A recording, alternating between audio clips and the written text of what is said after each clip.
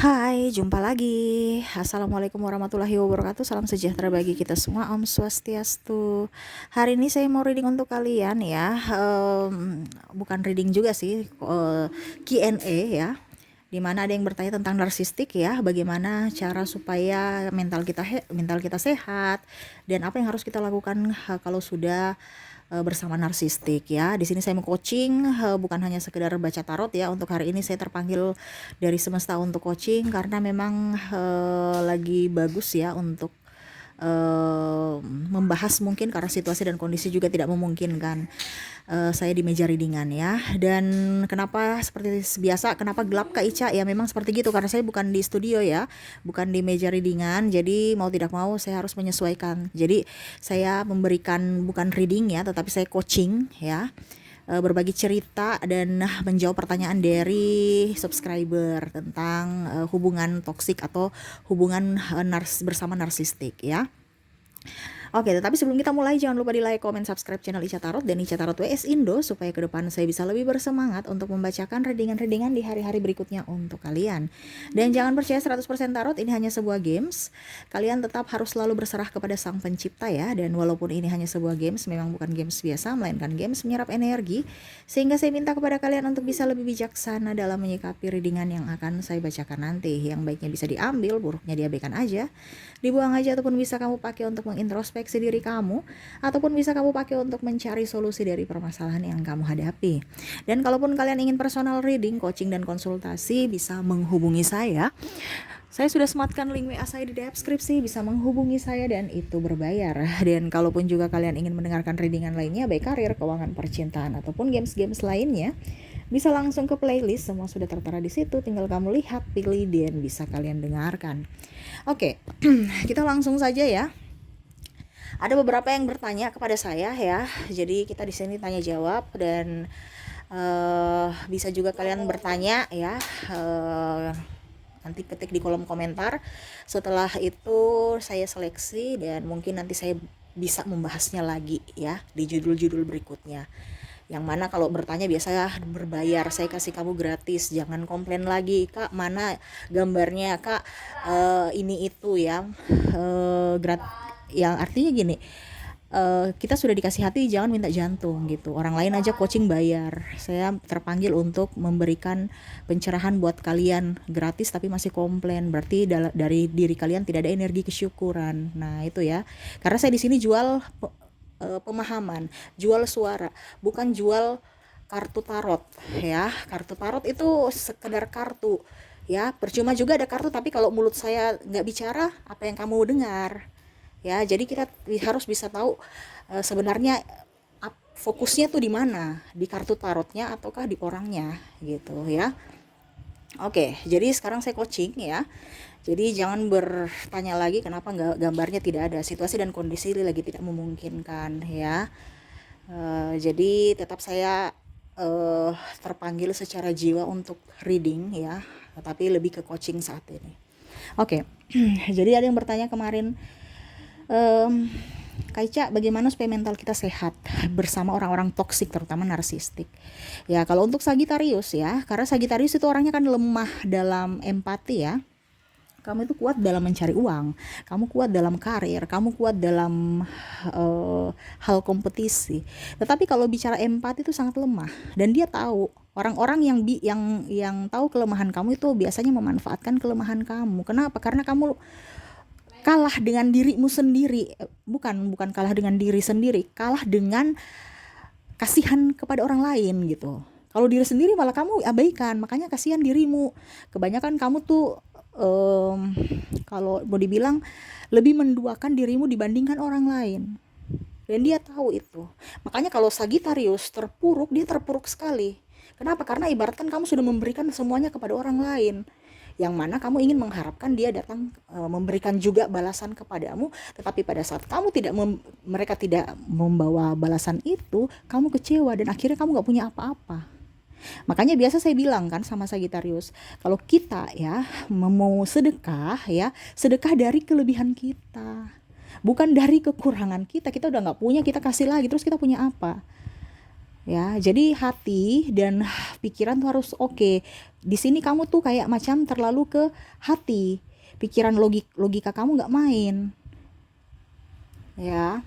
Padahal kalau kita bicara hati, yang lebih dominan itu harus antara hati kita dengan Tuhan. Oke, itu jadi nggak jadi masalah. Tapi kalau dengan manusia, hubungan antara kita dengan manusia harus seimbang antara hati dan logika. Ini kita harus tempatkan dulu. Tapi kamu tuh seakan-akan lebih menuhankan manusia gitu, dalam tanda kutip ya. Karena segalanya harus, oh aduh saya kasihan, oh iya kasih, oh iya, oh iya nanti saya tolong. Kamu takut menolak atau contohnya, Sagitarius mau nggak antar saya ke sini, kamu udah tahu itu orang nggak baik, orang itu mulutnya ember, tapi kalau diminta tolong kamu tuh selalu oh iya ya saya usahakan. Benar kan Sagitarius? Ada beberapa teman kamu yang toksik, sudah tahu toksik kamu memaafkan, masih ada di circle itu, ya. Jadi dia tahu bahwa Sagitarius gampang aja, kita bully-bully dia juga bisa kok, nggak peduli. Jadi ibaratkan harga diri kamu tuh nggak ada, apalagi kalau dibicara dengan pasangan. Ini saya bicara secara keseluruhan ya, karena ada beberapa teman Sagitarius toksik. Pasangan kamu toksik ya, ini terlepas dari narsistik ya. Nanti kita bahas secara narsistik, ini kita ke toksik dulu karena mirip-mirip ya. Narsistik dan toksik itu hampir mirip, tetapi kalau kita bicara narsistik itu kepribadian personal ya. Kita bicara secara umum dulu. Lingkungan narsistik ya.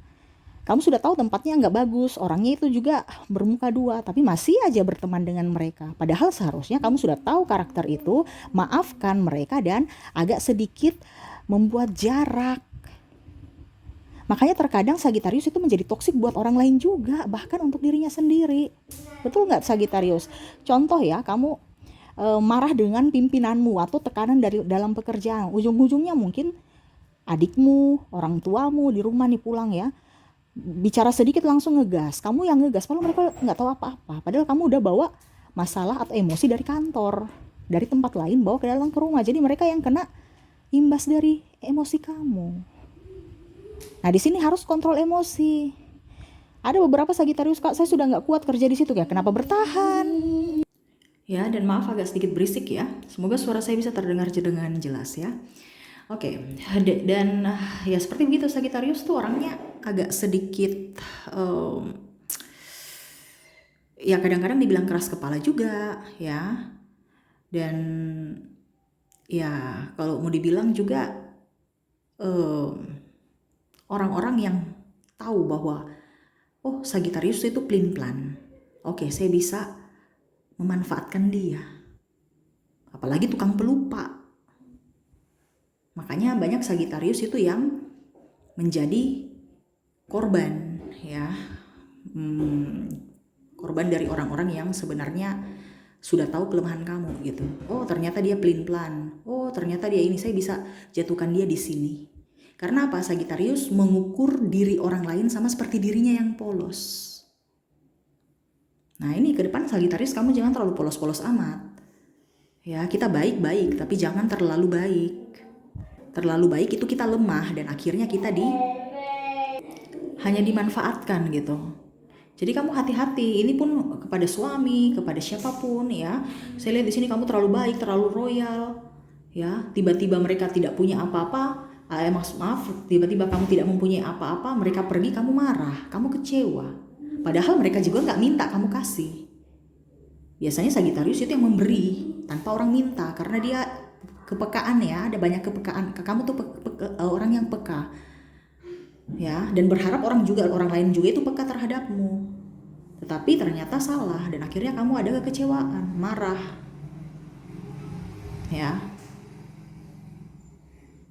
Kalau bicara narsistik di sini ya, ada juga beberapa Sagitarius yang narsistik yang tidak mau kalah. Artinya gini, si A mempunyai mobil baru, kamu juga mau. Makanya tadi saya bilang ya, ini entah di narsistik di Sagitarius ataupun pasanganmu, kamu bisa menyesuaikan saja. Ciri-ciri orang narsistik itu mau dia menjadi bintang, tidak mau orang lain yang menjadi bintang, harus dia dan dia.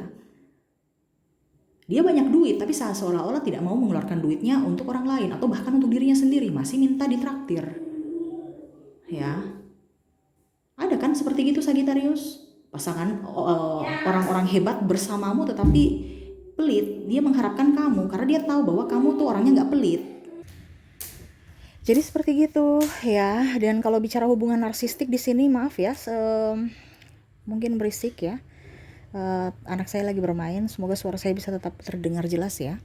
Dimana saya lihat di sini ya, kalau kalian mungkin ada suami atau pacar ya, kalian itu nggak mau ribut, jadi kamu mendam perasaan ya. Contohnya pasangan kamu pemalas, tetapi kamu masih oke, nggak apa-apa deh daripada ribut, padahal seharusnya ya dia tetap harus kerja dong ya. Ataupun mungkin dia selalu menyalahkanmu, apa-apa kamu yang salah, apa-apa kamu yang salah, serasa tidak pernah ada yang benar di mata dia. Padahal seharusnya partner mencontohkan, memberikan contoh, mengayomi, bukan malah menjat, semarah, komplain ya. Harus bisa mengajarkan, tapi ini malah cari kesalahan dan pembelaan. Kita mau hidup di dunia ini hidup bahagia atau tidak? Hidup kan bahagia. Bahagia di kita ciptakan sendiri. Tetapi kan itu yang saya bilang tadi, kamu itu masih berada di circle yang hanya membuat kamu menderita. Kenapa? Karena dirimu tidak tegas pada dirimu, dimana kamu menginginkan mereka berubah, padahal mereka aja gak mau berubah untuk dirinya, apalagi berubah untuk kamu. Nggak akan ya. Sagittarius, jadi logika dan hati itu harus seimbang. Manusia tidak bisa kita bilang kamu berubah kalau dirinya nggak mau berubah. Yang bisa berubah itu adalah dirinya kalau dia mau, itu pun perlu proses. Tidak bisa kamu yang suruh. Kalau kamu yang suruh itu berarti ibaratkan dia kayak macam apa ya, kalau dibilang nggak ada niat. Kecuali kalau memang kamu suruh baru dia niat, oke, nggak jadi masalah, bisa. Tetapi kalau dirinya saat ini, kita bicara orang toksik narsistik ini kan nggak mau berubah, merasa diri paling benar. Jadi kamu suruh dia berubah sampai kapanpun, kalau dirinya tidak mau berubah ya nggak bisa. Makanya saya bilang kamu harus menciptakan kebahagiaanmu sendiri. Jangan berpikir bahwa kamu harus bahagiakan saya, kamu harus berubah untuk bahagiakan saya. Dia aja nggak mau bahagia bersamamu. Dia orang narsistik itu ingin kamu menderita.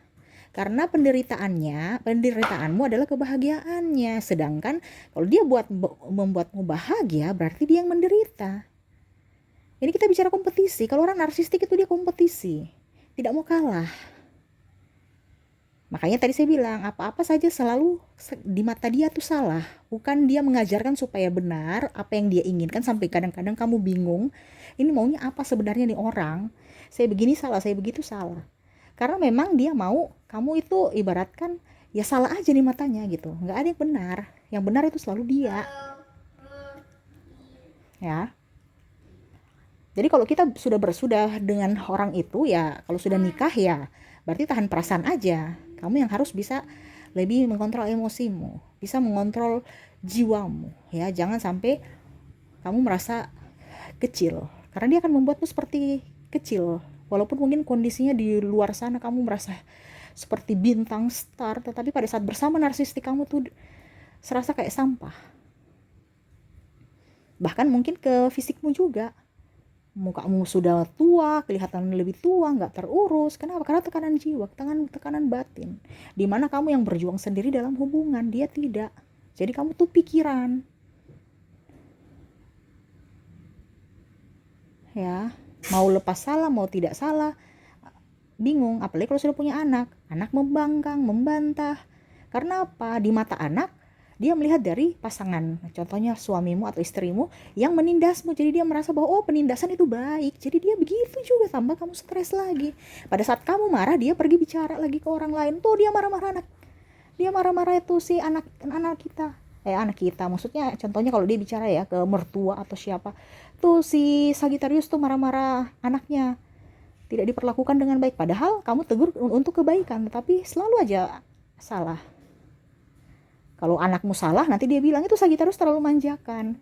Gak pernah ditegur-tegur sih. Pokoknya ada aja bahasa kamuflase yang terbolak-terbalik yang selalu menjerumuskanmu untuk salah. Itu kalau kamu sudah nikah. Karena biasa orang yang paling kelihatan sekali narsistik hubungan itu pada saat sudah nikah.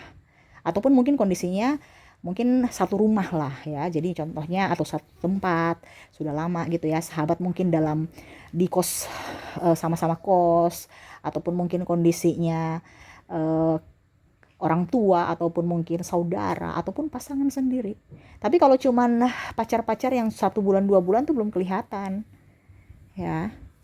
Seakan-akan toksik biasa. Tapi kalau kita sudah tahu kalau ternyata orang ini, wah, dia itu ibaratkan dia mau kita tuh mendorong dia untuk naik ya. Pada saat dia naik, dia nggak mau mengangkatmu lagi.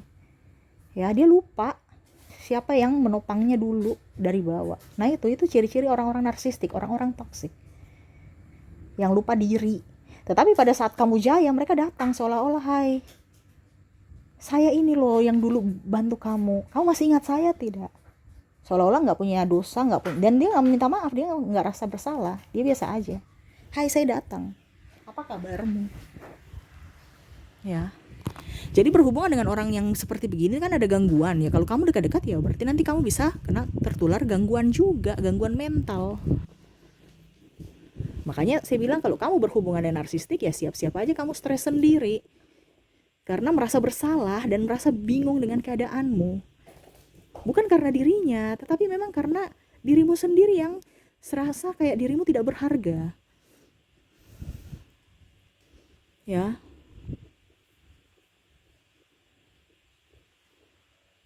Saya merasakan di sini dari Sagittarius ya, teramat dalam sakitnya ya.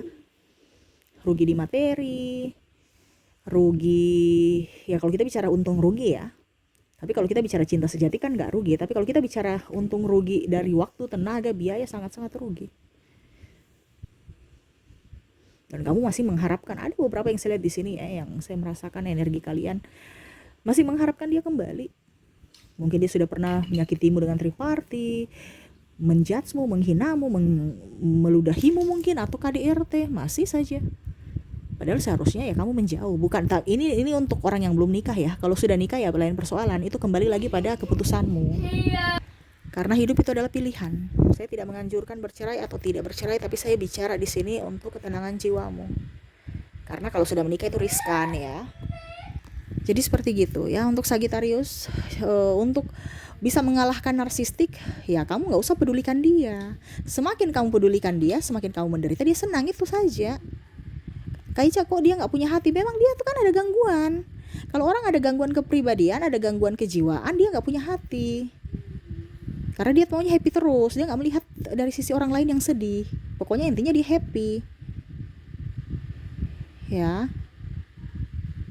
Makanya saya bilang, kamu kalau pikir-pikir dengan itu akan jadi gila juga, karena kamu seakan-akan seolah-olah itu dengan kewarasanmu tidak untuk bisa menyatukan dengan kegilaannya. Jadi kamu stres juga sendiri. Akhirnya ya sudah ikut-ikut dia, stres untuk dirimu sendiri, toksik untuk dirimu sendiri. Akhirnya kamu jatuh sakit belum tentu dia rawat. Mungkin dia rawat untuk mencari perhatian aja, tapi selebihnya enggak, untuk pencitraan. Ini orang narsistik tuh kadang-kadang untuk pencitraan, supaya dibilang publik baik, padahal enggak. Kalau dilihat orang baik, kalau tidak dilihat orang, wah, sangat luar biasa jahatnya. Jahat bukan dalam artian apapun, tetapi lebih menusuk ya. Contohnya dia diam-diam dibilangnya menipumu secara kalau dibilang mulut manis gitu, rayuan, untuk bisa menggolkan apa yang dia inginkan. Ya. Entah dalam segi seks, keuangan, ya lebih paling banyak keuangan. Mengatasnamakan cinta, pinjam duit, modal ini, modal itu ya, numpang hidup. Ataupun mungkin kondisinya dilihat kamu tuh anak orang kaya, dia mau peras untuk bisa menikmati apa yang jeripayah kamu atau jeripayah orang tuamu, untuk bisa naik level tanpa ada perjuangan, karena dia mau hasil kan. Jadi hati-hati dengan orang narsistik ini. Kalau dia sudah tidak mendapatkan apa yang dia inginkan, jangan berharap dia akan mempunyai hati atau berjuang kembali bersamamu dari nol. No. Dia akan mencari suplai lain yang lebih up dibandingkan kamu. Ya, terus bagaimana Kaica supaya dia sadar? Ya hanya Tuhan yang akan bisa menyadarkan dia, manusia nggak bisa. Ya, apakah ada karma narsistik?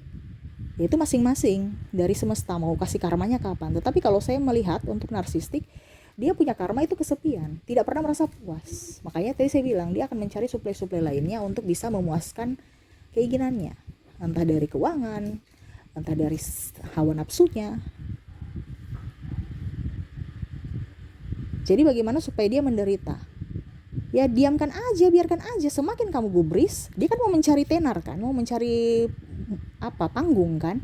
Selama tidak ada panggung diberikan untuknya, ya dia akan menderita. Selama orang tidak fokus padanya, dia menderita. Jadi kamu tuh fokus pada dirimu supaya kamu menjadi bintang. Orang melihatmu dan dia akan marah. Kenapa orang lebih memilihmu dibandingkan saya? Itu. Jadi benahi dirimu untuk bisa melawan narsistik. Jangan melawan dirinya, tapi lawan dari sisi mentalnya. Bukan kamu mau melawan berkuar-kuar, mencari pembenaran. No, biarin aja dia mau berkuar-kuar, jelek-jelekan kamu, menusukmu dari belakang. Gak urus. Kamu benahi dirimu, biar publik yang menilai sendiri. Siapa yang benar, siapa yang salah. Gak usah mencari pembenaran. Dengan cara apa? Prestasi.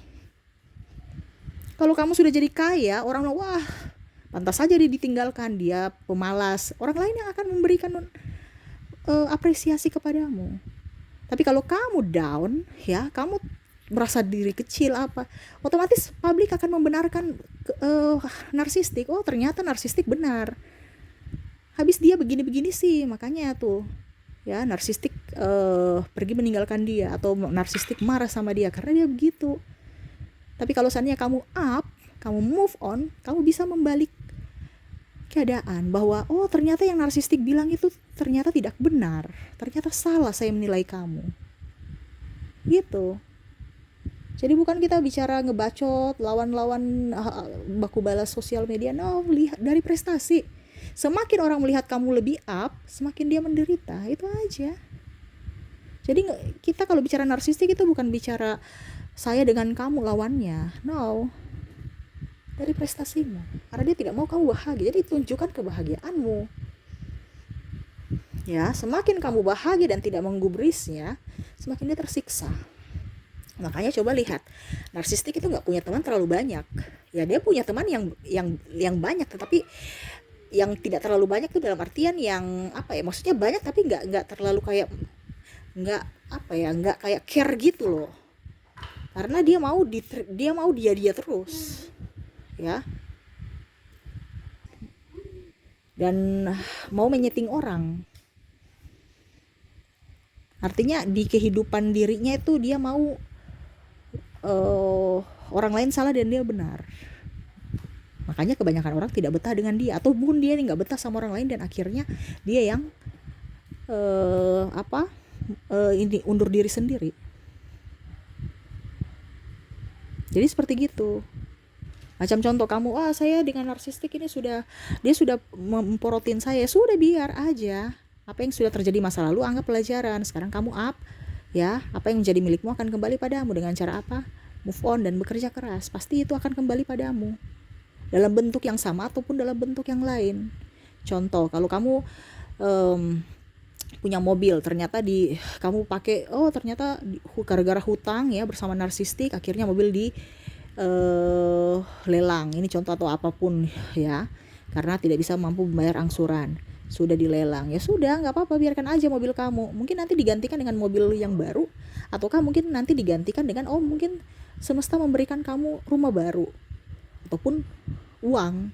Jadi bisa digantikan dalam bentuk yang sama ataupun yang berbeda. Itu aja. Makanya prestasimu yang harus di-up-kan supaya dia menderita. Dan begitu pun orang-orang di toksik yang tempat lain, entah di pekerjaan, entah di manapun, ya, kamu harus move on untuk membalas. Ya, ini kita bicara membalas ya, bukan membalas yang langsung negatif. No.